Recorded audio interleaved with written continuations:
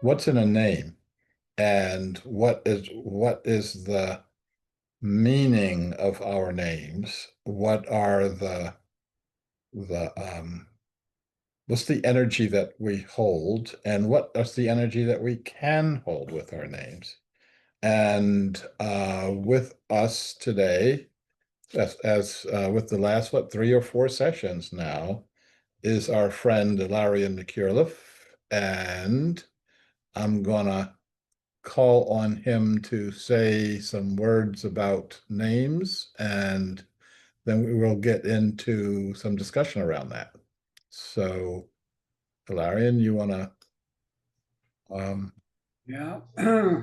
Well, good evening, everybody. I'm glad that you three are here, Becky, Jenna, and Angie. And I understand that Angie is going to leave pretty soon.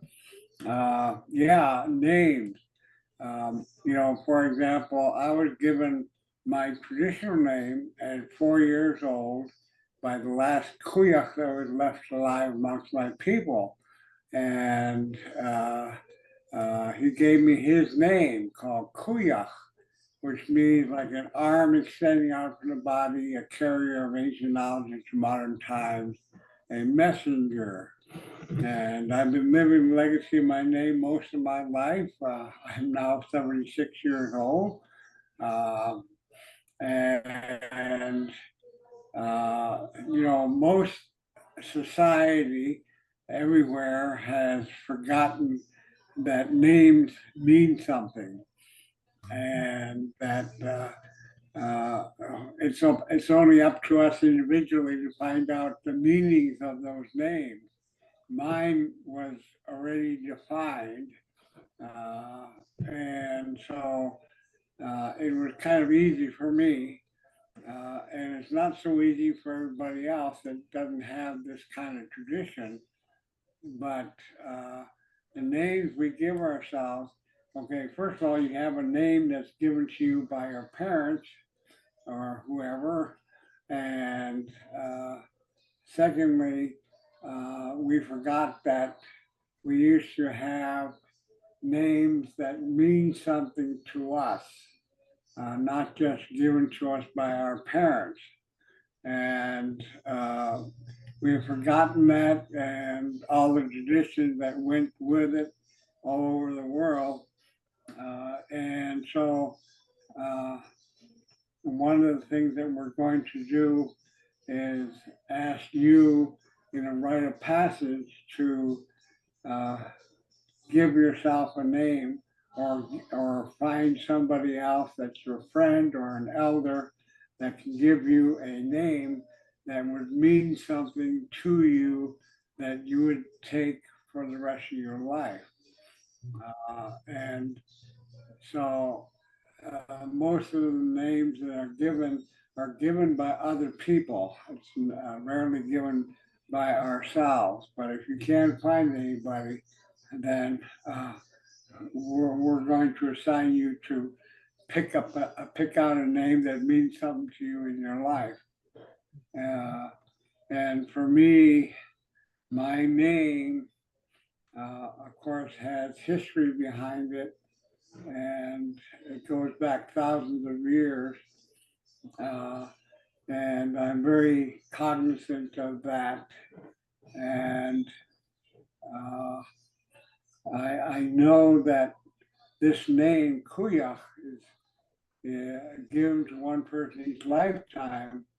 I am going to be the last Kuyak that lives in this lifetime.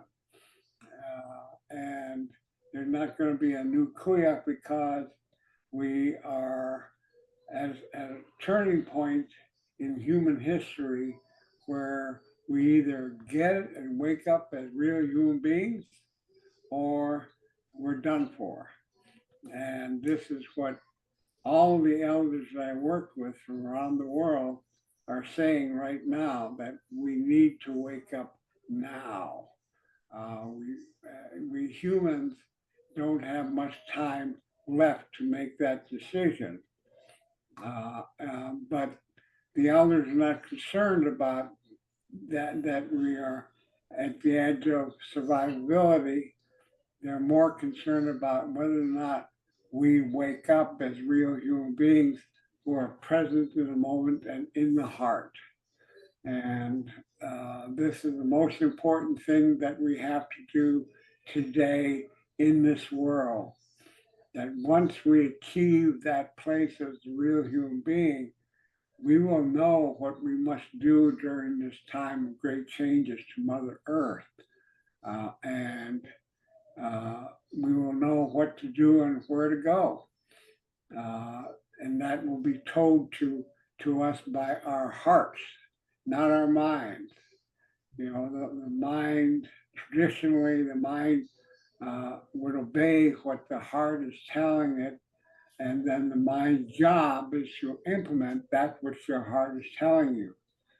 And very few people are doing that now because they're acting intellectually in the mind, which is rational and logical. But when we go to the heart, it's what I call trans-rational. And it's the only place in our existence that is in touch with the divine. It's not in the past or the future. In the past, where we have guilt, shame, remorse, anger, rage, jealousy, and all those kinds of things that are living with us here today, or we're projecting into the future of something that hasn't happened. Every place except the proverbial now, this moment, now. And this place now is the only place where we can connect with the divine. And that connection will give you information that you need during this time of great changes to Mother Earth. And what you access in your heart, you will, it's the elders that I work with say, it's the gift that you have to give to the world right now. And everybody's got some kind of gift.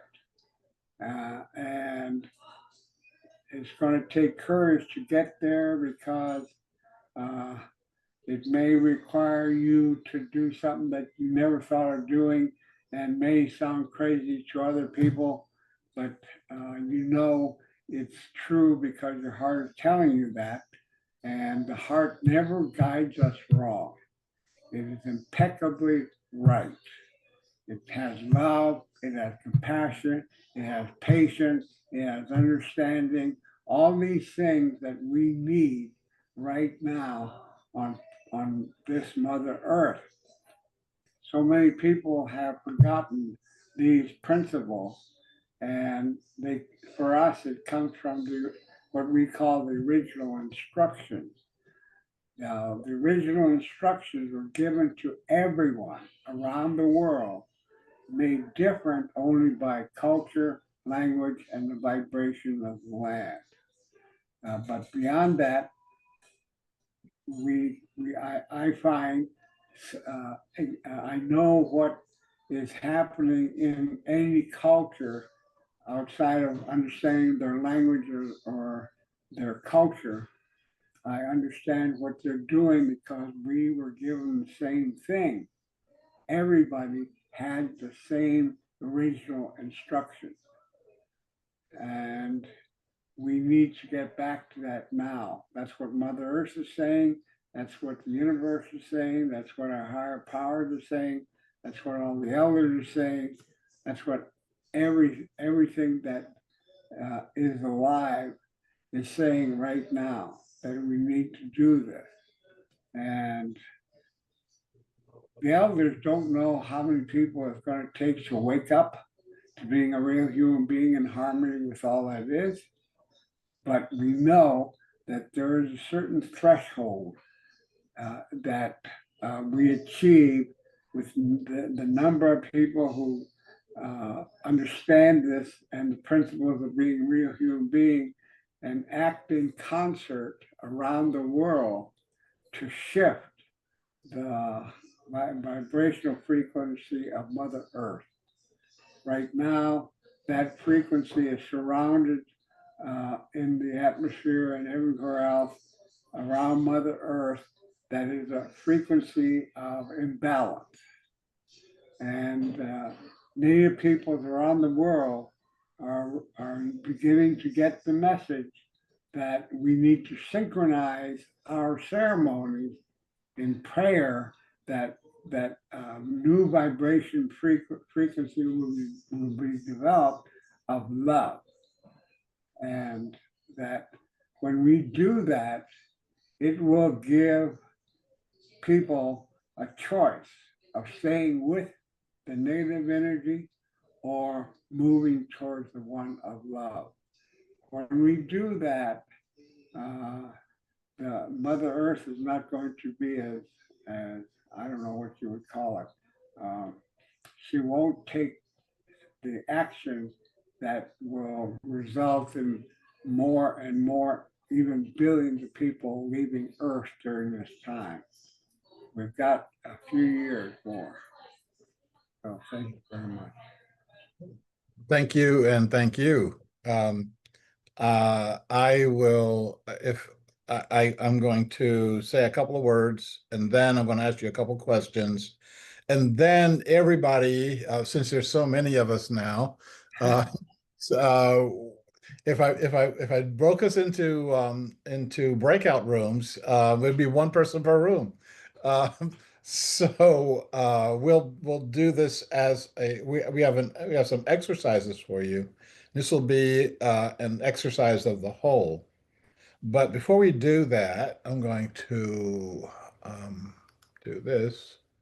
Um, Before we do that, I want to talk a little bit about my name. Um, um, I, I was not born with the name Sharif Abdullah. Um, it's as though my mother didn't have any idea what my name was and didn't particularly care. And she kind of grabbed something and um, she had a name picked out for me because she was hoping that I would be a she. And the she that she had, the names that she had picked out for me was a character in a Shirley Temple movie. And she really likes Shirley Temple. This is the Shirley Temple when she tried to have a uh, a career as a teenager, and the name that she had picked out for me was Sherwin, and I was born and didn't look like a girl, so she changed that to Sherwood. And that's all the thought she put into it. And the name never, ever stuck. There were times I wouldn't even respond to it as a child. So she and my brother and my sister are going room to room looking for me. I can hear them calling me, and I'm not responding. And so finally, I had a my own personal spot in a closet. I didn't have anything to do with these people. And so she'd go into the closet and I'm just sitting there. My seat was on a pile of dirty clothes, and she'd be yelling at me like, why didn't you answer us? What are you doing in there? And I would always say, I'm thinking my thoughts. And she never understood that. I could never explain it.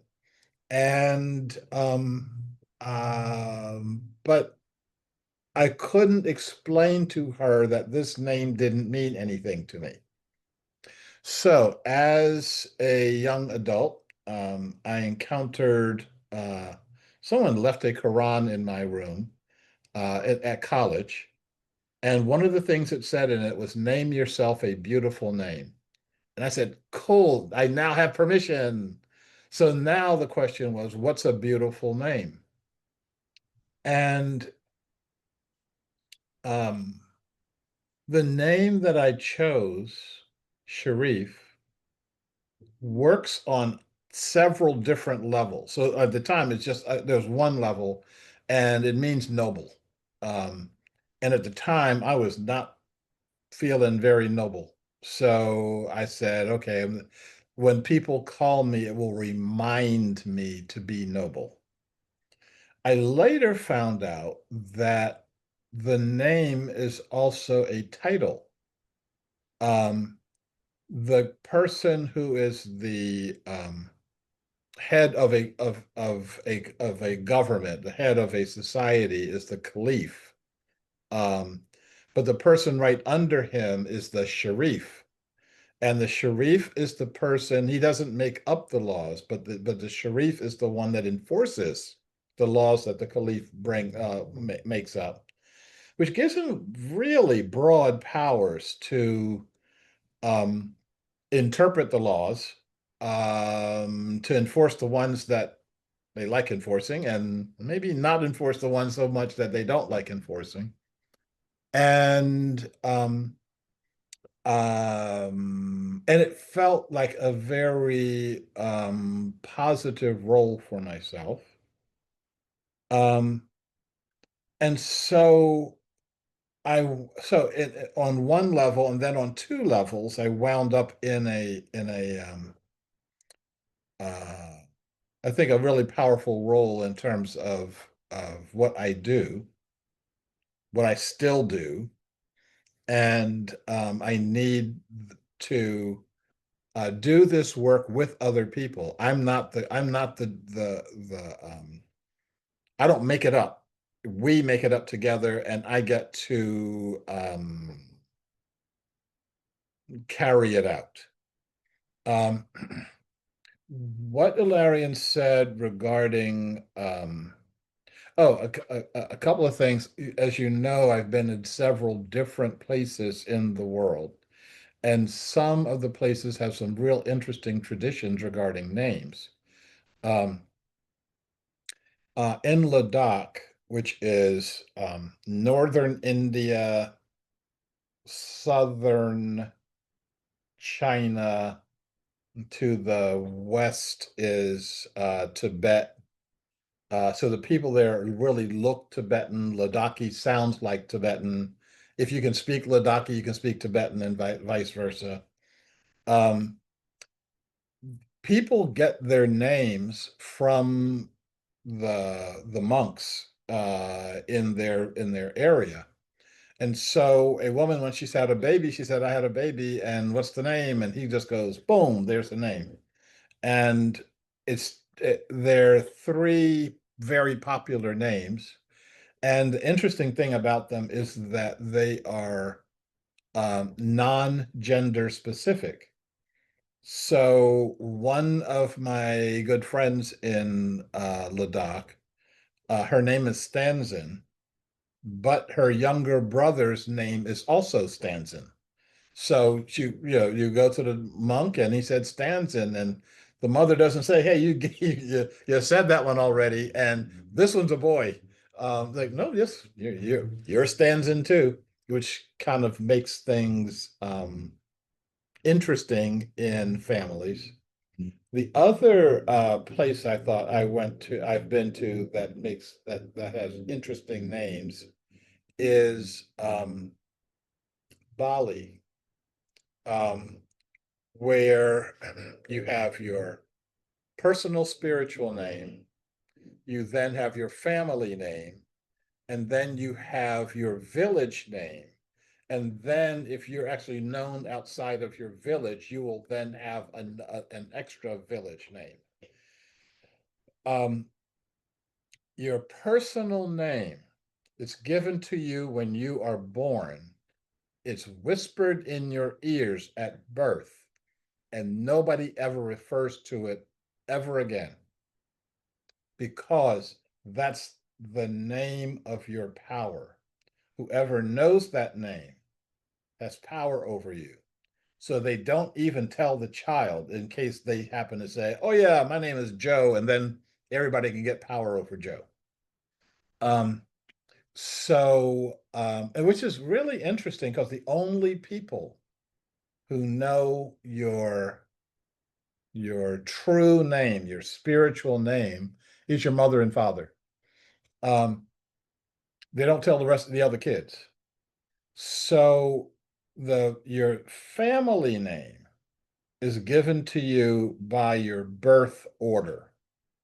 Firstborn is Wyan, second born is Made, third born is Nyoman, and fourth born is Ketup. Um, what happens if there's a fifth kid? Well, it's interesting. Um, if you think you're going to have a big family, you start over again with Wyman. Um, and then when you get to the 10th kid, you start over again with Wyman. So one family may have three or four Wymans in it. Oh, and they're gender non-specific. If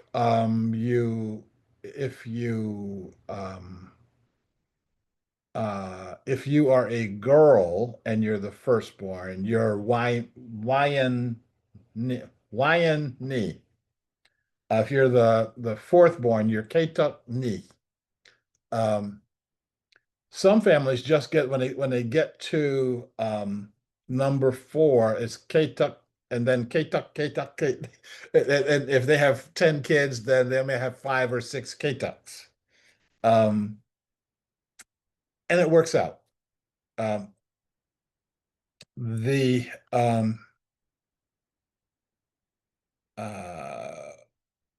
Ilarian said that there are people who've forgotten that names are important.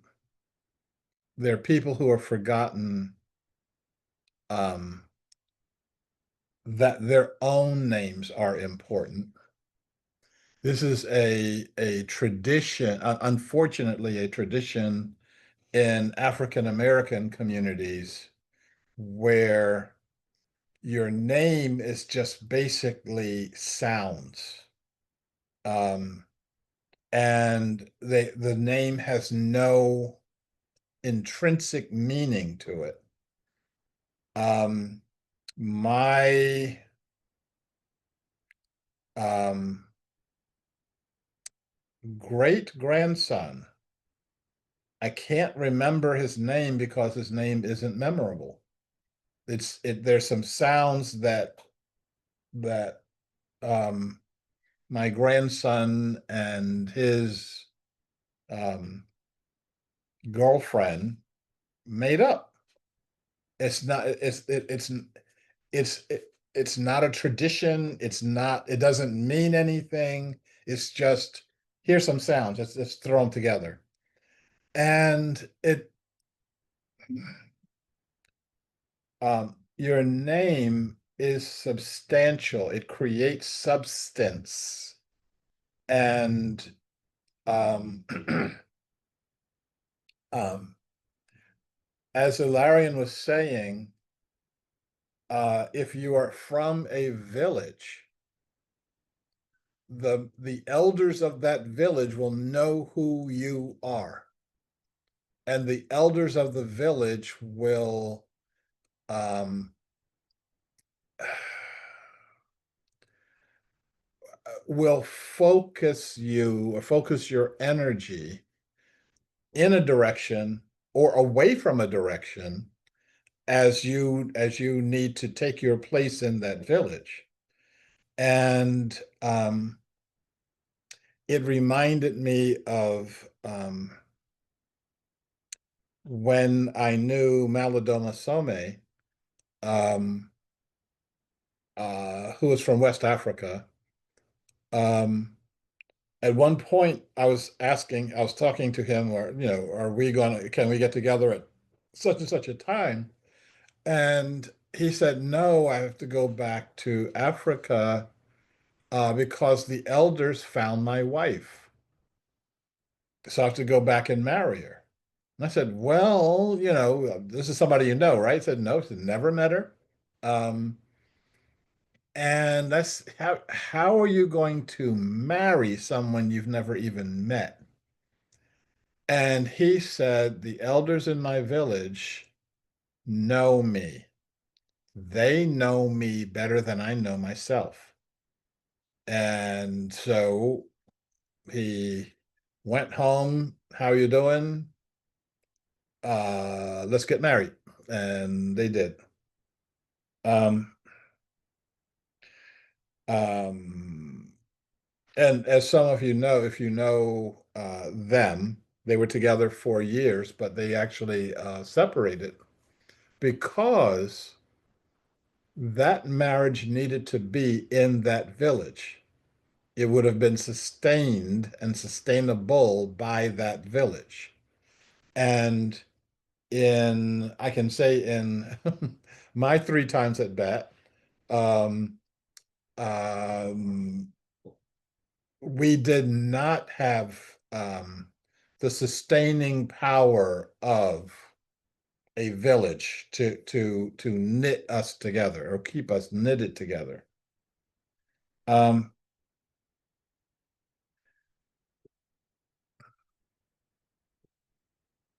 so we don't, well, I'm speaking for myself. I don't have that relationship with a group of elders. I don't think that you have that relationship with a group of elders. Therefore, I think that we have to be selecting our name or names. So a friend of mine was saying, this is Calvin Hikakta, um, and he was saying that he had several different names, and each of these names was valid in certain circumstances. So he said, for example, um, within his tribal function, he had a name that would establish a particular energy in the tribe. And that's the name they use in that ceremony. And then in another context, then he has a different name. And I said, well, how many names can you have? He says, how many do you want? You know? um, and so I started looking at what are my names. And I'm going to invite you to do the same thing starting right now. Um, um, and again, I'm going to do this in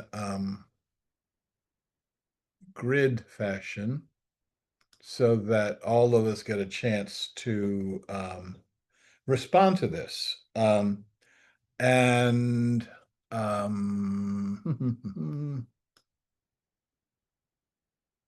okay. So the first response I'm going to ask of you is, what would be your ancestral name? What would be the name of someone in your family, someone in your DNA line that you identify with? Okay. Um, so I'm going to answer that, and then I'm going to ask Alarian if he has an answer for that, and then I want everyone else to say that'll give y'all some time to think about that. Um, the name of the person in my family that I identify with um, is my Uncle Jeff. And the reason I chose him out of anybody else in my family um, is that he is the longest lived person in my DNA line. Um, I met him when he was 104 years old. I think he lived to like 110 or something like that. I didn't identify with him like in terms of a person. He was not a not a nice person. Or I should say, he had as much tolerance for a 6 or 7 year old as you would expect to have if you're 104 years old. And we didn't get much talk out of him. And uh, I never seen anybody, never heard of anybody that old before. So it's a pretty, oh, and the adults just shoved us into his room, like, okay, that's your Uncle Jeff. And um, but there's a statistic that says you live within um, um, 10% of the years with the person in your family that you identify with the most. Okay. So, Can you explain that another way? say again. Can you rephrase that another way? I probably could.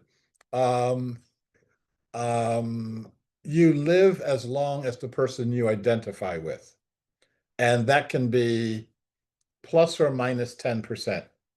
So, for example, if you identify with a person who's 60 years old, you may pass at 54, you may pass at 66, but somewhere in there, that's when you were going to pass. My mother passed at 42. So I chose the oldest lived person to give myself a little bit of wiggle room. So by my Uncle Jeff's standard, I'm just middle aged right now, and I'm just going to keep going. So um, and I Larry, and I don't know if you don't have to have an answer, but I don't know if you have an answer to that question. Yeah, well, my culture has names given to each other based on what meaning it has of that person to yourself. So, for example, um, swiak. Swiak is a relationship between the parent of a child that is like a godfather, but it's basically the responsibility of the Swiak to uh, uh, help raise the child spiritually. Hmm. Um, Acha.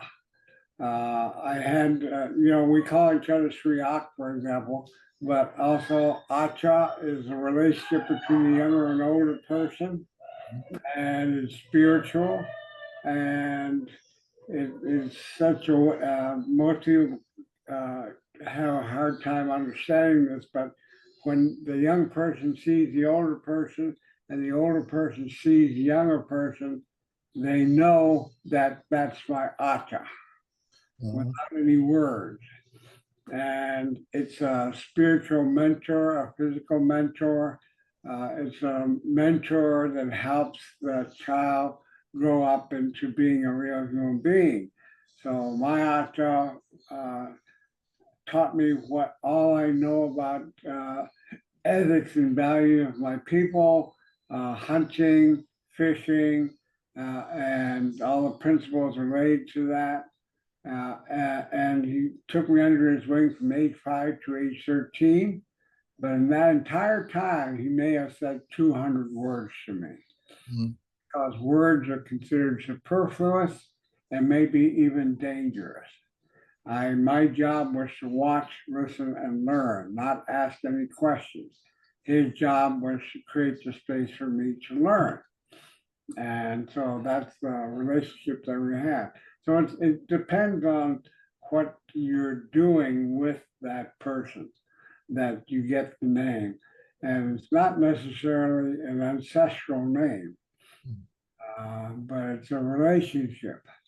It's Okay, all about it's all about relationship, not anything else for as far as my people are concerned.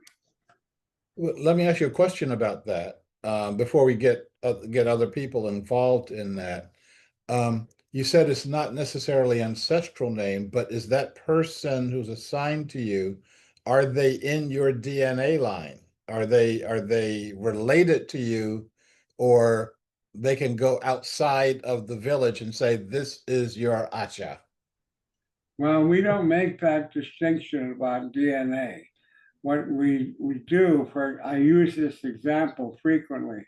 If you take a kitchen rubber glove, everybody knows what that is, and you blow into it until these fingers pop up. These fingers think they're human when they're only one breath. Mhm. And that's the way we look at everybody. We are only one breath. So there's no distinction or separation. Mhm. Um, okay, I may have to come back to that one. So anyone does what would be your ancestral name? And Angie. I did get the phone call, so I want to share briefly and then I'll have to go. Um, I would say the name I identify, the ancestor I identify most with is my mother's mother, my grandmother, and her name was Charm. And That's a I cool only name. met her 2 or 3 times, you know. Um, she was called that because she was born in Indiana about 2 months early on February 14th, 1886. Okay, there you go. And in those days, if you were born early, you just died, you know, basically. Yeah. And her father put her in a box, a shoe box, and put her in the biscuit warmer in their cast iron oven, and that's how he kept her warm when she wasn't being Oh, held. what And a that's how story. she lived. She lived, you Yeah. know. And she was always very tiny. She had a quadruple A shoe. They had to go into Indianapolis to buy shoes for her because she was so little, you know.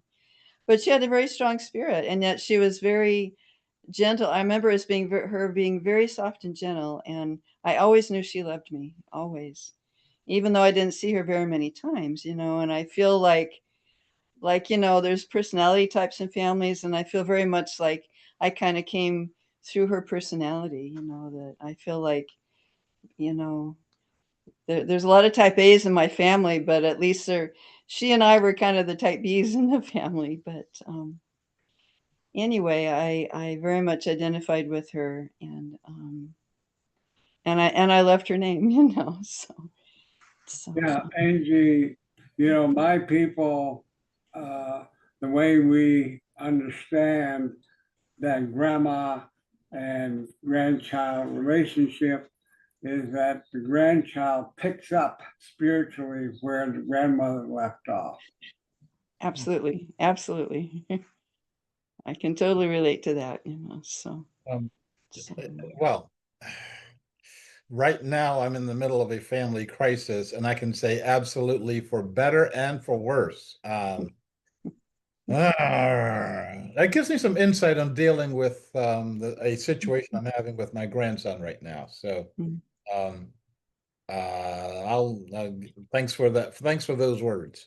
mm, Um, and yeah. Andy, thank you for hanging in here as long as you did. Yes, I'm really glad I was able to stay as long as I was, and thank you all, and thank you, Larian, very much for your wisdom and sharing, and I will see you guys in the morning. So Yep, sounds cool. Yep. bye. Um, Esther, you came in late-ish. You understand the question? What is okay? So I'll show you the question again.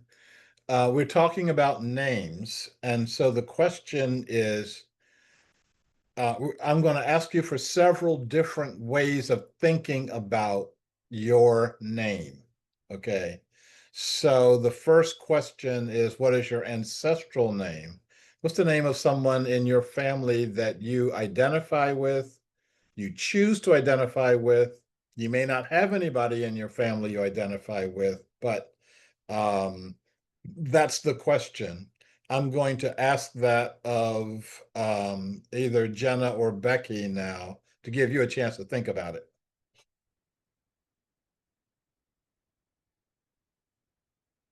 And don't tell me y'all are shy. I know better. Jenna. I've always felt that I was dropped in the wrong nest. Hmm. And for the first 25 years of my life, I was never seen or understood by my family. Nobody in the family. I had no champion. I had no one who understood me, except a little bit my paternal grandmother. And the thing was, of my family, she was the one where there was some resonance and some shared quirkiness. But she was the one I saw the least. So it was really strange. And she died younger. In other words, I always thought because of her vitality, she would live long. And I have a ring my father made for her. You know, as after her husband had died, she just felt like she'd always wanted to see the Pacific Ocean. So she put herself on a bus and took a Greyhound bus out to Oregon or Washington to see the Pacific Ocean. And she picked up this stone. And she's the type of person who gave a lot. There was a joy to her. And she taught not because they needed money, Depression era and so forth, but because she loved children, she wanted to teach. So she let her heart guide her, even if it was quirky. They had an old Nash Rambler, it was blue, and the paint was in bad repair. So what did she do? She bought a can of paint and she hand painted the car. Yeah, it works. Yeah. Yeah. I mean, she had that type of, just, and she was the one who tempered. She was the tempering person, not so much as intervening as she was an antidote for me, for everybody else. Yeah. And yet she's the one I saw maybe a week, a year. Mhm. And she left before I was ready for her to leave. Her name was Eva. Eva. Yeah. Thank you. I am going to uh, hustle us along because I got a bunch of questions here. Okay. Okay. I would like to get to all of them tonight. Okay. Becky? Yeah, my circumstances somewhat like Jenna's, but not quite. Yeah, I never felt like I belong in my family. I still don't. Um, both sides of my family were pretty dysfunctional. Um, so I relate much more to animals and trees, and you know, I get caught up in feeling the wind, and I just don't. I start thinking about family, extended family. I'm like, ooh, like, yeah, like, That is a sufficient answer. I mean, that we're not. You don't have to reach down and say, yeah, I'm best buddies with weird Uncle Al. Yeah, yeah, because I have other questions coming up where you may feel more resonant. So Yeah. Esther, And Becky, you know, our people come from a framework where we understand that when we're spirit beings, we choose what family we're born in for the experiences that they're going to give us. And obviously, your experiences were not pleasant, but you understood as a spirit being in human form that once you chose that human form, you're going to get certain kinds of experiences that you hadn't had when you were a spirit being. And so everything that we are, we say it has a purpose from the time that you are born. yeah. So Esther, Well, like Jenna and Becky, I too did not feel like I belonged in my family. maybe this is a theme for the Commonway gathering here. Yeah. I don't know. My family was really strongly Christian. I'll tell you who really inspires me is my great grandfather, C.F. Leipront, Carl Frederick Leipront. He came over from Württemberg when he was just 18 years old on a ship, sailed from Le Havre, France. And he landed on the shores of New York, migrated down to Massachusetts. I don't know how it happened that way, and got a job in a cabinet factory. And sometime in that time, he had a conversion experience. Being from Württemberg, I assume he was Lutheran, his family, but he became enamored with the Methodist Church, and so he became a circuit rider for the German Methodist Church in America in the 1800s. And I know that he founded at least 3 churches. The last one was the one I grew up attending as a child. So what I really appreciate is that although I didn't feel all that comfortable in my family or even in the church because of all the hypocrisy, I still had an awareness of spirit. I knew God, and I could walk out into the backyard or along the river and commune with nature and find God there. So I'm pretty sure that he blessed that, dedicated that land to the Father, to God. Yeah, because I think it saved my life, really. Excellent. Okay, so let's do, unless you have anything else you want to say about the ancestral part, let's look at the next question. Yeah, before you get to that, Sharif, I want to say a little bit to Esther. You know that our people know that we are spirit beings and then we come into human form. And that the human beings that are there as our parents have a temporary care for the child. It's only temporary. And to think that they're our child, we feel is not the correct way to look at what this spirit being in human form is doing or is. That you are a spirit being in human form and you don't belong to anyone. Yeah. It's interesting. We could stay right on this one question for the rest of the hour and have a very, very deep conversation about all of that, because I'm literally chomping on my tongue right now, because I've got some things I would like to say about this ancestral piece, about family, etc.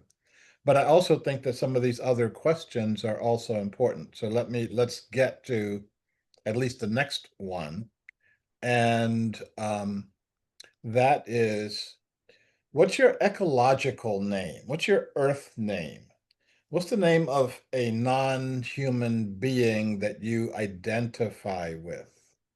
Now, remember, this may be a being of the land. It may be a being of the water. It may be a being of the air. It could be an interbeing that's land and water, or air and land. Again, I'll give you sort of an answer, and then I'll invite Ilarion to give you a sort of an answer, and then we can fill in. When we did the session some months ago on what is your divine counsel, and I said on my personal divine counsel, I have a number of non-human beings that I draw energy from, and that includes the whale nation, that includes the bee nation. Bees are just way, way, way interesting and important. Um, the cat nation, from this size all the way up through tigers, and the wolf nation, um, not dogs, but wolves. And I had an encounter with a guy who had a wolf as his partner. And he said, when you are partnered with a wolf, there's nobody who thought that that being was a dog. Uh, it was, and um, I felt honored when the being would um, sit with me, would literally look at you. When you are looked at by a wolf, you feel it. You could feel that all the way down in your toes. Okay, there's just nothing like it. Um, he had to have a leash on himself all the time. And he would take the leash and he would literally just drape it across the wolf's back. Um, and but when he was out in the woods, he wouldn't even do that much. He would not, like this is um a being. I could say more, but I won't. Okay, so mine would be whale or bee or wolf. Um, and it's interesting because each one of them has a very, very different energy. And in the wild, each one of them has a very pure energy. And there are times when I need each kind of energy. So yeah. So Larry, I don't know if you've got anything that you are. Yeah, well, it sounds like you're describing what I would describe as spirit animals. Mhm. Uh, when my elders came to me and said, you must decide whether or not you leave St. Paul Island or not. St. Paul Island was my home. An island that's 12 miles long, 5 miles wide in the middle of the Bering Sea. So very unique. And so they said, I have a choice. I can go, and if I go, I must let go of St. Paul as my home. And that the new home that I would have if I go is going to be the world. And so I thought, okay, well, I guess I'll go. But it took me like 4 years to get St. Paul out of my bloodstream and let it go as a home and look at the world as my home. And as such, I see everything in existence, both in space and within Mother Earth, as part of me, and I'm part of them. But I do have spirit animals that most people don't understand what the spirit animal is. And it's very hard to describe in words, but they are the orca, the eagle, and the white bear. And each one of them, as you said, have different strengths that they give. The eagle, for example, teaches me about how to soar high and see far. And the orca teaches me about dreams and being in family groups and how to cherish them. And the white bear, of course, is a bear that lives here in the far north, and it has many strengths, not the least of which is that that the white bear can survive in almost anything, even the climate change that's happening now is going to survive one way or another. So anyway, I don't identify an ecological name, but I do identify with these components and everything in existence.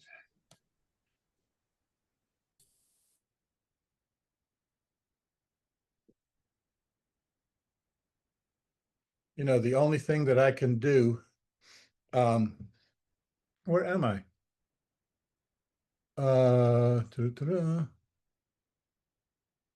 I've disappeared. Okay, let's try doing it this way. We hear you. Yeah, I hear me too. So the only thing I could do to keep up with the conversation is to catheterize myself. I don't want to leave, but I also I need to do that from time to time. So who wants to go next? What is your ecological or your earth name? What do you identify with?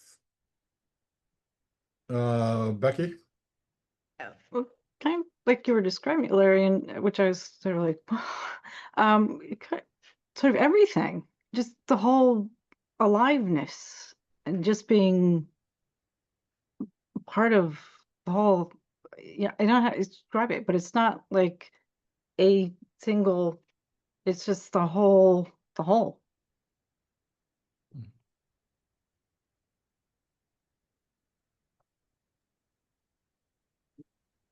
Esther. Um, I the animal that I identify most with is my dog. I learn a lot from her. Like if we do a dance, and if my mind is not settled enough, she doesn't come to me. So if I settle my mind, then she'll come. So she gives me a good gauge as where my mind is and what kind of energy I'm putting out.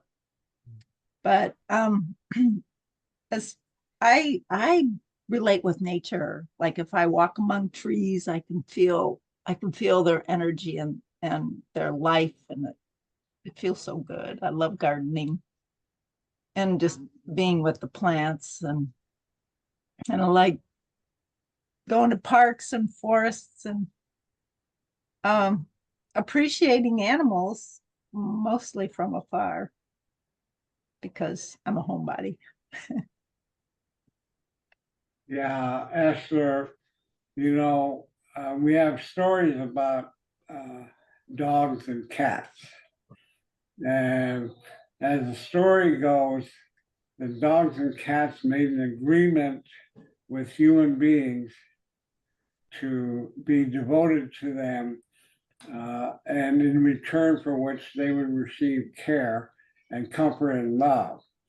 And that the dog and cat agree to take on anything negative that the human being has and absorb it to themselves and eliminate them whatever way they can. And so it's an honorable thing to have what we call pets that are not pets. They are a member of our family. And that's the way that we feel about them. And we must understand, my people say, that they have a purpose in life for you. And one of the things is to give eternal love, unconditional eternal love. Yeah. I was so back to the being, the wolf being that people from time to time would make a mistake, would mistakenly call a dog. Um, um, I was thinking about the being's name was Tala. I was thinking about Tala when was doing in the Catalyst meditation. The most recent part of it was that was added was acknowledging the beings that we're partnered and bound with, um, and recognizing the categories. Um, we are bound with beings for food. We eat beings. We can't live without beings. In order for us to live, something dies. And we should be thankful for that. We're bound with beings for security. We're bound with beings for assistance. And you think about my street here, 14th Avenue, is used by the seeing eye dogs to train the dogs to navigate streets.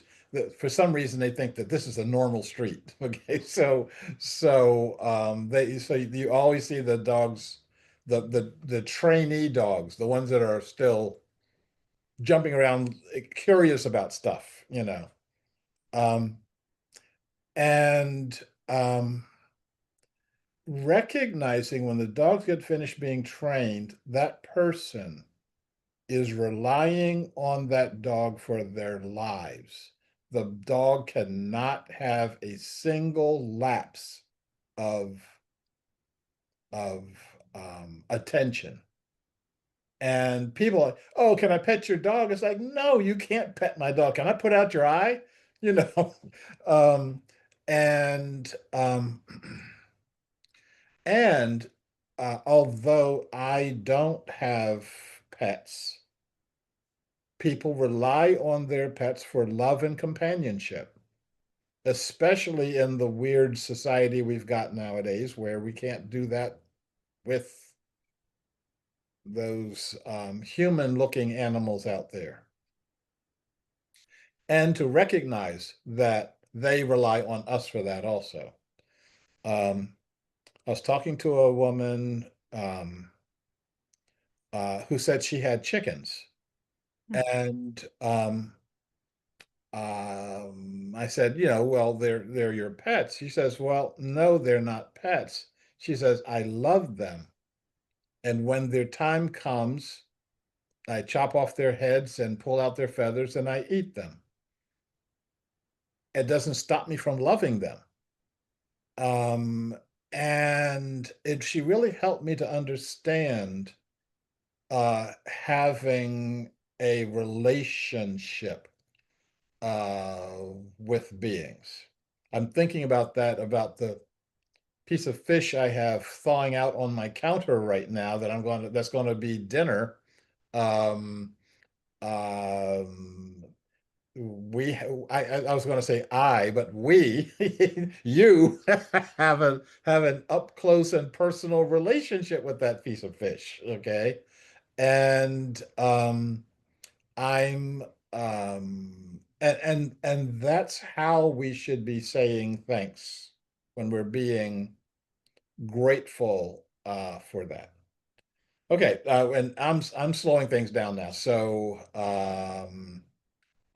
Jenna, do you want to chime in here on ecological beings?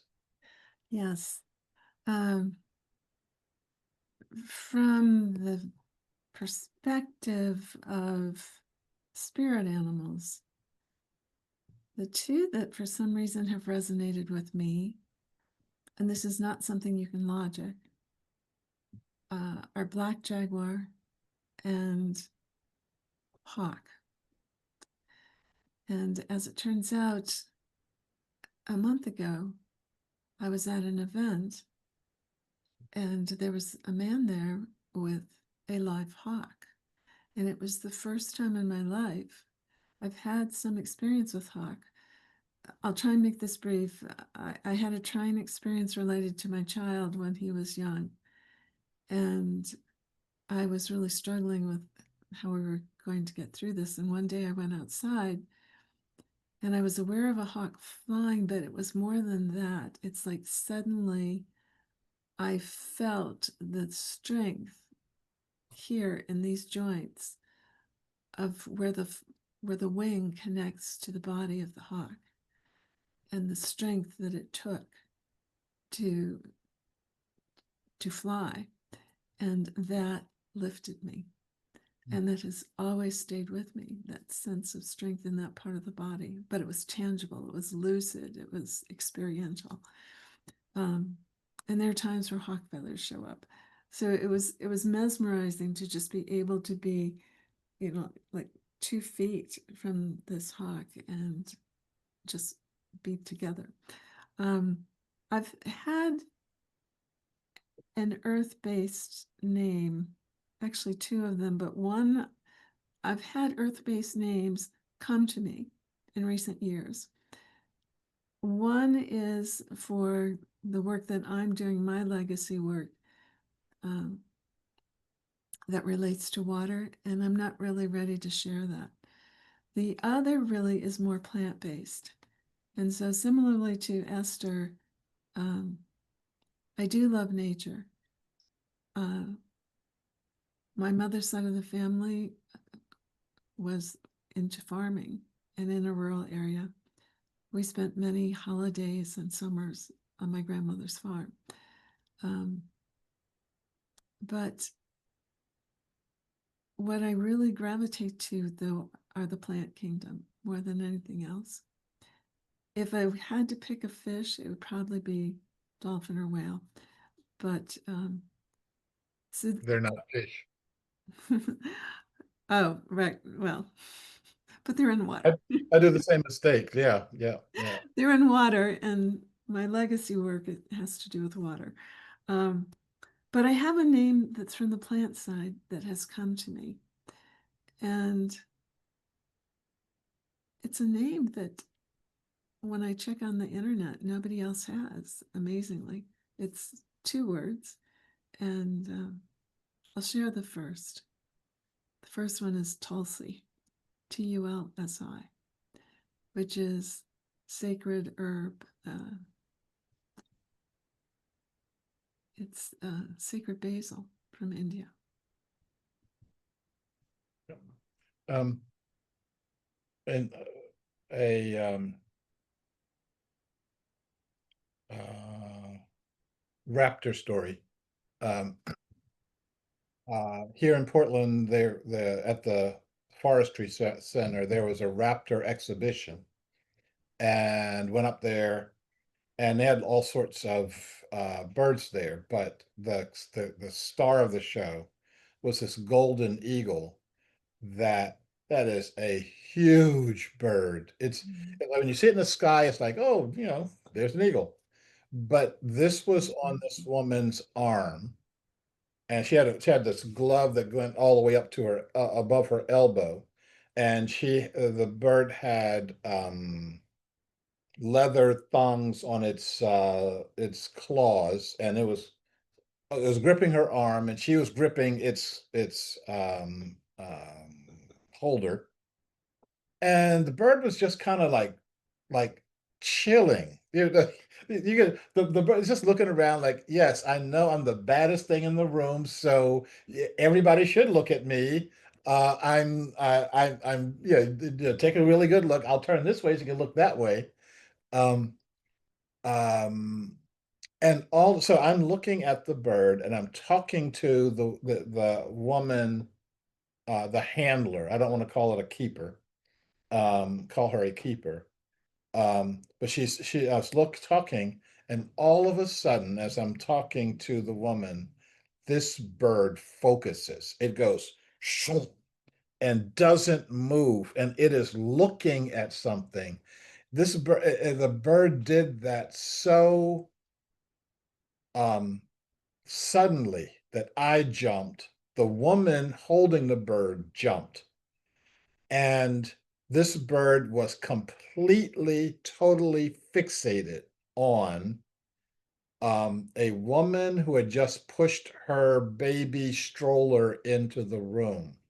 And that bird was looking at that baby, and that bird saw dinner. Okay. And the woman um, was oblivious to the fact that this bird was wanted to carry away her child and have lunch. She's like, "Oh, look at the pretty birdie," and the kid is like, "Ah." And the handler said, "The glove I'm wearing has steel ribs in it, and if it didn't, this bird would have broken my arm because it gripped down that hard." Okay. It it wanted to be gripping onto this kid that hard. And now I would like to think that if I was aware, if I was paying attention, and that was my child, I would have thrown myself between that bird and my child. I would not have let the bird even see my child. Um, I don't know. It is, we're so out of, uh, the flow of what nature feels like, what being in a natural setting feels like. Okay. Um, um, you see pictures of folks, um, in Yellowstone walking up to buffaloes to take pictures. Like the buffalo's going to stand there and say, "Do you want me on this side or that side?" As opposed to trying to punt it across the highway. Um, it's respect and being respectful of who and what this being is. Okay. Are we moving along? Becky, do you want to say any more? I got more questions here. Do we get to do more? Can we go longer than 2 hours? Let's see how we feel when we get to the top of the hour. I can go for a while, but Ilarion I want to honor his energy also. So let's get to the top of the hour and then see where we are. We're all in agreement on that. Um, Okay, my experience with animals is a bit different than with most people, I think, because they don't have the systems that we have. We have people in interior Alaska, for example, that hunt bear, right. and they have a strict rule. Do not think about hunting bear when Hmm. you're out hunting bear, because the bear knows what you're thinking when you think it. Mhm. It hit the newspapers one time when Tlingit boy in southeast Alaska was walking along in the woods and he encountered a bear, and the bear was right there, standing up on its hind legs. And the boy talked in his language that he was taught, backed away very slowly, saying, I'm sorry to have disturbed you. I am going to go away and I will not hurt you. And, and he was able to keep the bear standing there and not doing anything except watching him walk away. Now, I also was invited to Patagonia, where the Mapuche people invited me to be part of their ceremony. And it was run by the oldest woman in the world. She was 126 plus years old, and she ran the ceremonies from 6 o'clock in the morning until 6 o'clock at night for 4 days. And she was 126 years old. And they were doing what they call a choika dance. And choika dance is a dance of the ostrich. It's called the drunken ostrich dance. And the reason that they were doing it was because they hadn't had rain in this area they called Anacorn Grande for a long, long time. And they noticed that the ostrich, when they want rain, they go crazy legs. They move in crazy ways as if they were drunk. And so they decided to copy that. And the men would do this troika dance all day long for 12 hours while we provided them or gave them energy. And at the end of it, after 4 days, in the sacred ground that we were on, there were 4 eagles. 2 of them were snow eagles, and they were going clockwise and going upwards. And the other side were, what do you call them southern birds now? What do you call those southern birds in South? You mean the condor? Condor. The condors were going counterclockwise and going upwards. And then we heard thunder and lightning ways away, and it came closer and closer, and it was raining. Unbelievable size of the rain that was coming down. And so that's a different relationship because they were doing ceremony and they cooperated and collaborated with these animals. Yeah. I just happen to have one of my very well-read books. I've and this is called In the Spirit of the Earth. And he talks about indigenous ways. And um,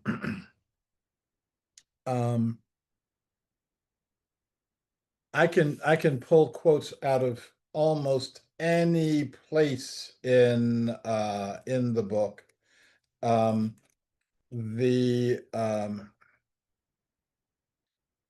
he's talking about he's expanding on what you were just saying about not thinking like a human, not thinking that I am going to take that animal. I'm going to put its head on my wall as a trophy. I'm going to get the biggest, baddest bear out there.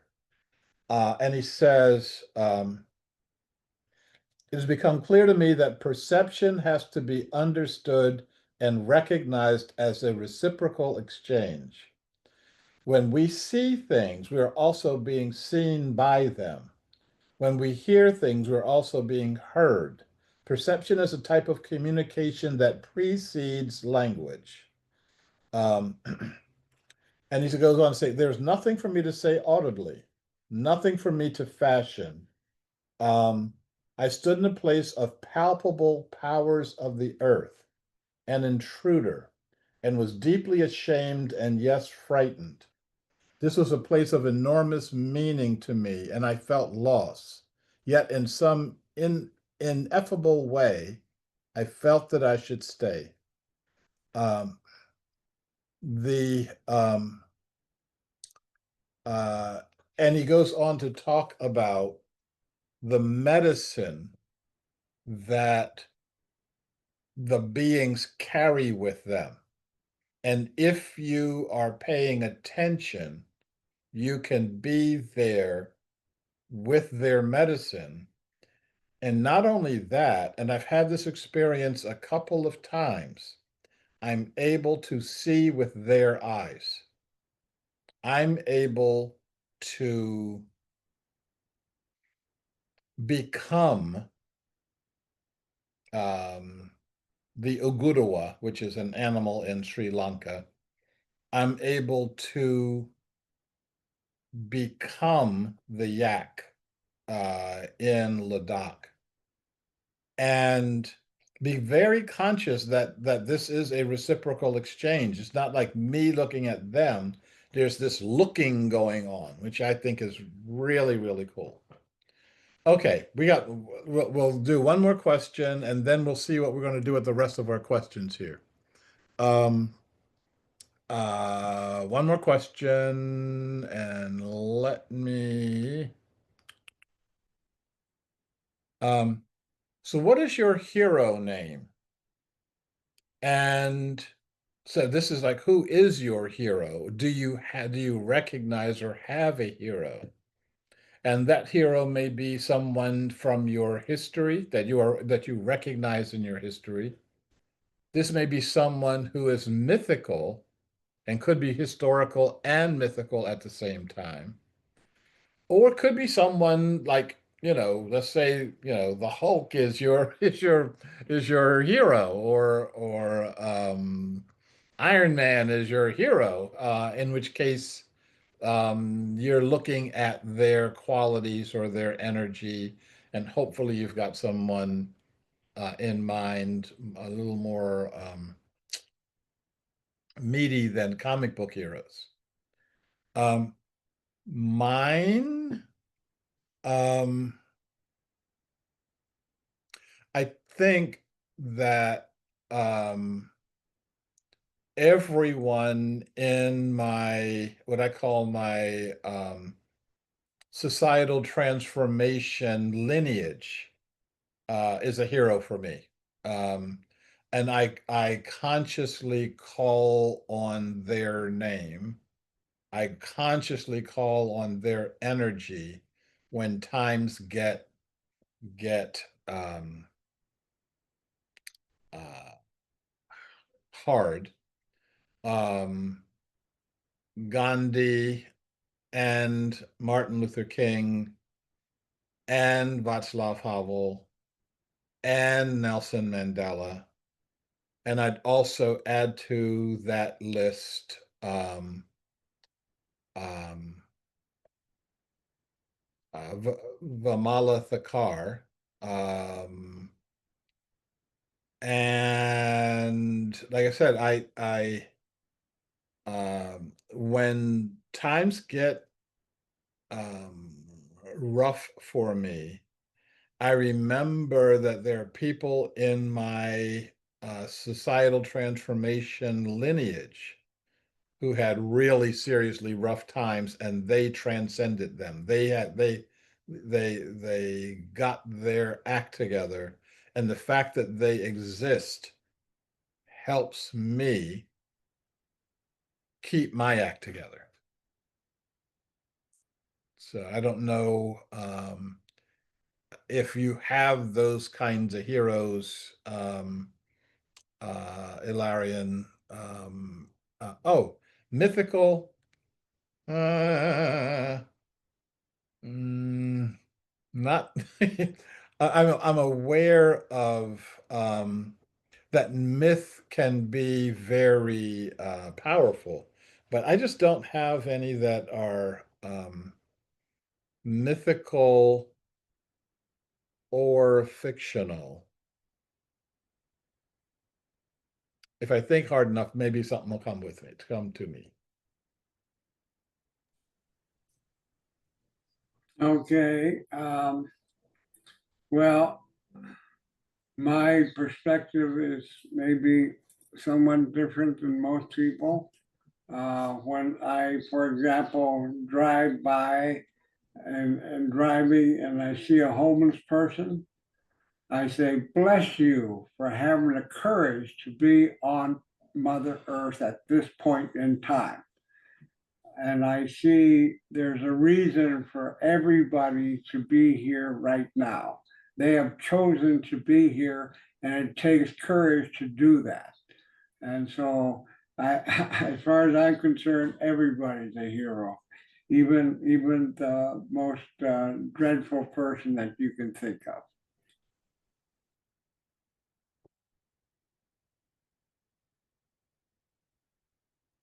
Um, what you just heard was the sound of me biting my tongue. I I'll wait to hear from everybody else, and maybe we'll keep going. Um,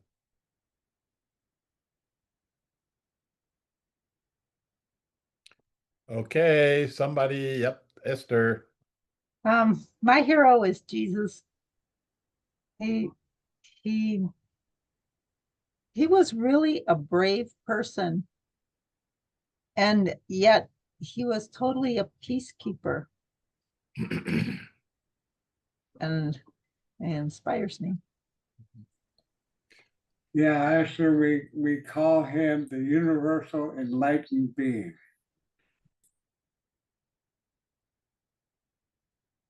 I find it absolutely amazing how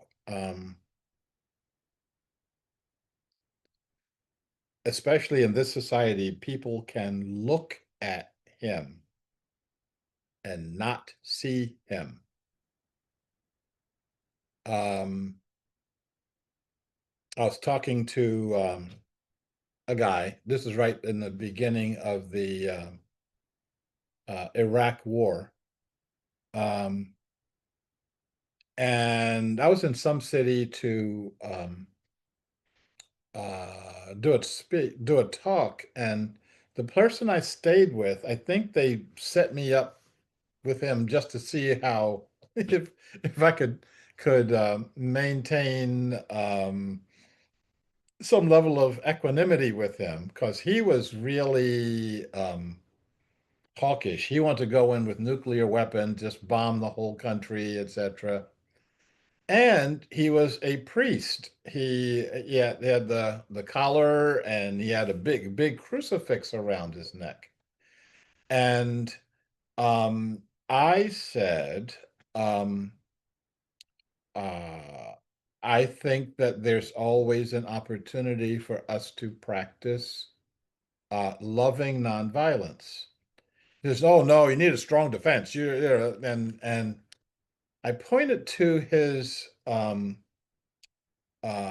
crucifix, and I said, "The Iraqis are our neighbors, and we're supposed to love. You are commanded to love your neighbor." And he looked at me and he said, um, uh, "Yeah, I pray to Jesus. I don't follow Jesus. I'm, that And he said, nobody can do that. And I said, I do it. I mean, I'm in a way, I'm nobody, but yeah, I can do that. I do that. You can do it if you want to, and you can find up all the excuses in the world if you don't, you know. And yeah, that was really interesting. Okay, other comments, questions, thoughts, other heroes. Yeah, Sharif, I think we should give everybody a chance to say whatever is on their minds and hearts. Okay.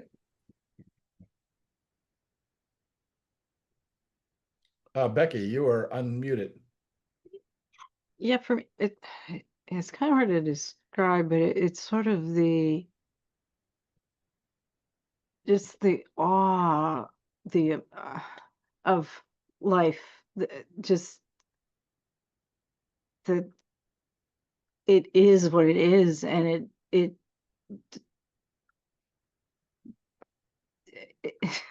it does what it does, and it's just like I just get so caught up when I, there's always something every time I just start sensing it, and I'm just always just amazed and just in awe.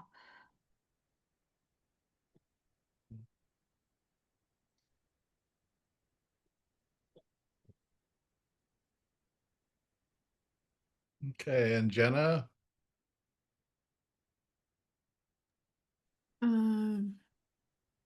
So this one is more of a challenge for me. There aren't that many. There aren't that many heroes that are women historically. I'm not as schooled in mythical, and the fictional are sort of Hollywood.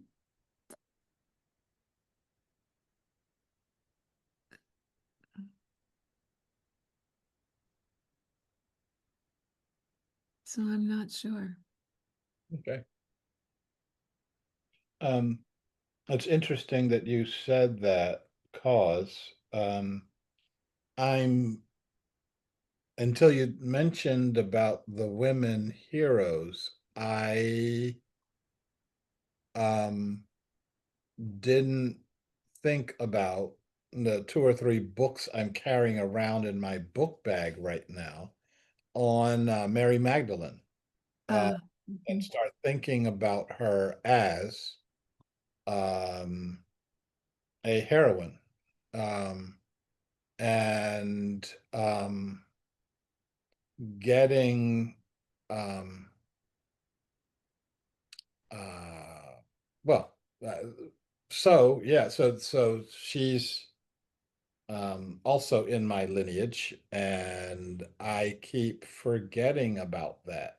So it's interesting that you uh, that even someone I think of as, yes, she's there. When I just started thinking about them, and all the folks, the dudes came up on my list. Okay. Well, I do want to add, Mhm. um, in terms of societal transformation, yes, I have appreciation in my heart for spiritual leaders such as Jesus, Gandhi, what he accomplished, what Martin Luther King did in this country.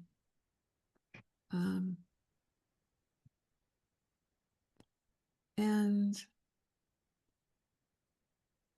I guess for some reason, this is surprising me. It's like I didn't have this affiliation before this discussion, but there was Elizabeth I, Queen of England, who ruled and is regarded for her rule. And she ruled for 45 or more years, close to 50 years.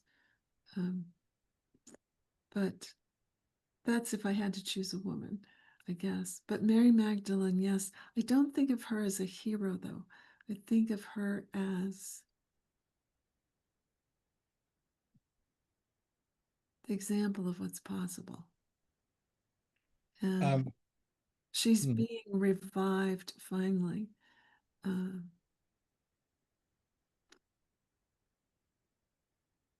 I'll stop there.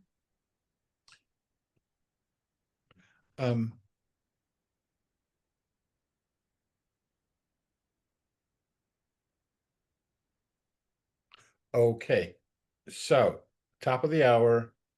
Um, um,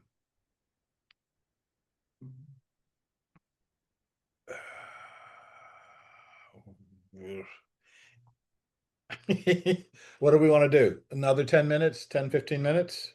Yes, no? How we I feel? need to go. Okay. Um, maybe I can't hear you, Larian.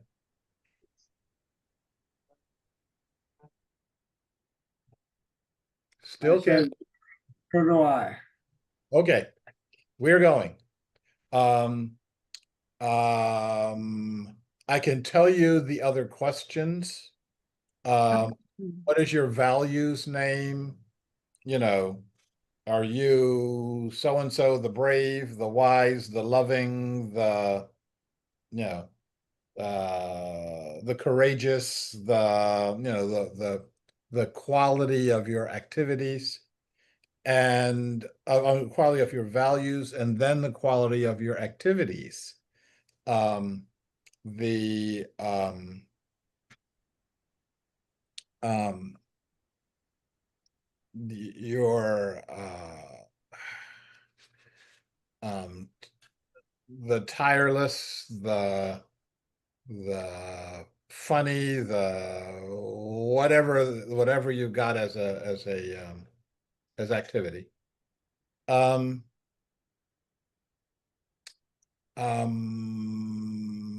this has been a very again, the right people are on the call. We would not have been able to have this deep a call without if we had had 20 people here. And so the universe knew this was perfect, and we have uh, covered a whole lot of ground. I want to thank each of you for your contributions, or that what you put on the table here, and being very heartfelt in what you put down. I want to especially thank Ilarion for being Ilarion, and giving us a different but very connected perspective on all of this.